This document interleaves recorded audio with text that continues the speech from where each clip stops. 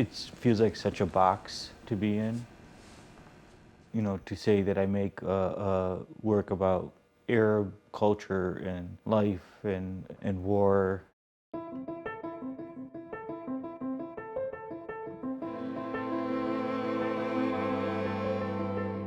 You know, generally my work is about myself in certain aspects.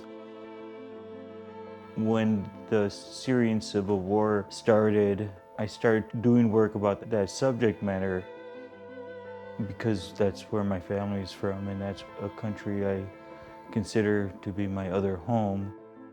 Now, my work revolves around children a lot because I am a father and I understand the idea of how much care it takes to raising a kid and how much love is given.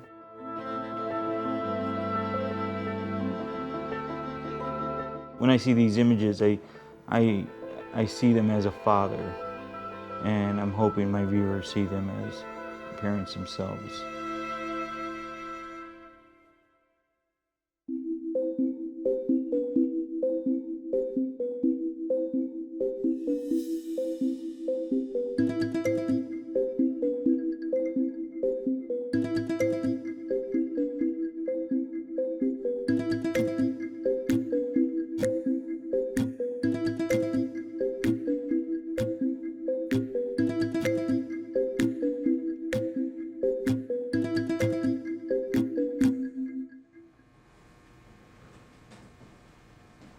These designs are known as Moroccan designs, but they actually date to, you know, all those designs actually date to the Babylon era. And I cut the designs. On top of that, I paint a building that is war-torn, somebody's home, you know, a family's home.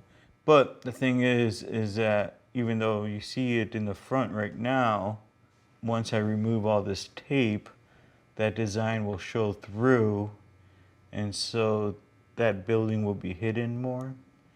And so you almost have to go through these layers to see what's behind, and that's the loss of land and the loss of homes.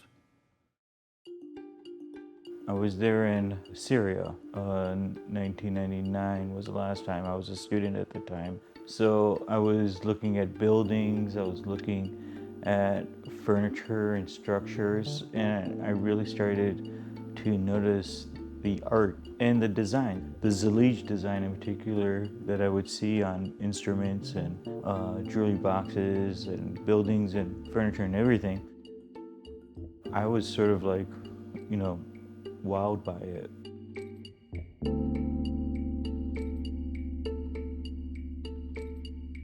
Before the Civil War started, my mom was there.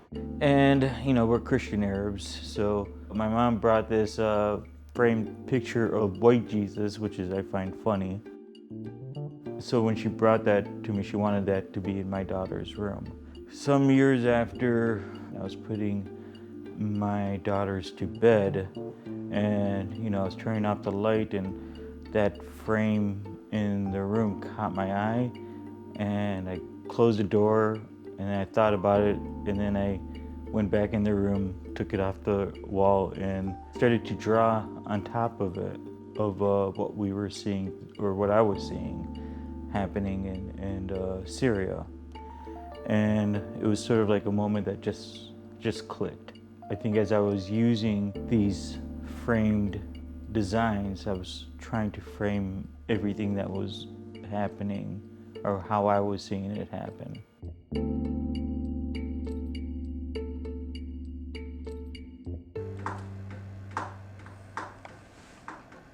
I really take pride in everything I do in here.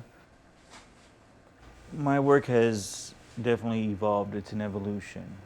I'm constantly making sure that the work looks different from prior years, and sometimes it could be just slight differences, or sometimes it'll be drastic. At first, I left the figure's face blank for the reason. I really wanted people to see themselves in those figures, you know, looking at how that mother cared for their child, that desperation to do whatever they can for their child. If you go to the Baird Center, you'll see a large painting of mine. If you look at that piece, you could see that where it depicts the same family in both paintings, there are certain things missing of each family member from one painting to the other. And there was this one figure in one of the paintings, a mother holding her baby. And that baby, I just could not figure out what design I wanted to use on that child. Nothing was coming. I wasn't satisfied with anything I was seeing that I felt fit. I realize now that I was telling myself subconsciously nothing fits. You have to paint that child. So when you see that painting now, you look at that one child who is painted realistically, and you look at the family he's surrounded by, I think you can ask the question, you know, who made it? It forces the viewer to, you know, ask what happened to that child or what happened to that family. You know, I don't really consider myself a muralist. You know, I consider myself more as a studio artist, but I like to dabble. And the first one I did was in Black Cat Alley. It was dedicated to my mom. And then last year, I got these messages that people were asking me, you know, why they weren't able to see it, or where if it was moved, which doesn't make sense. How you can't move a mural. But I got enough of these messages to go and check out what was going on myself, and then I was very disappointed to see that it was fenced off, and all the garbage canisters were put in the area where my mural was. I got upset. It looked bad. It looked bad for Milwaukee, and it looked bad for the East Side. And so I approached the East Side bid about removing the fencing and removing the dumpsters. And he tried to, but the businesses were not willing to do it, to work with him.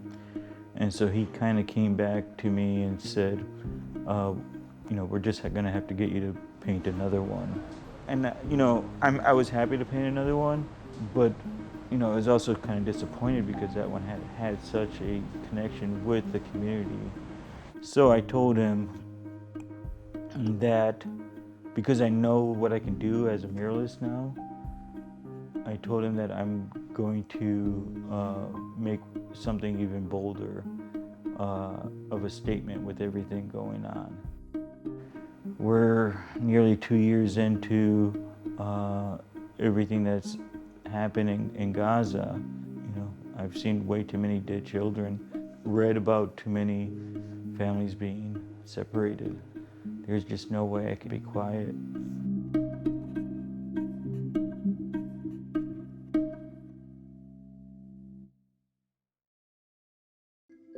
Thanks for watching The Arts Page. Please like, subscribe, and turn on notifications for more stories of art in our community.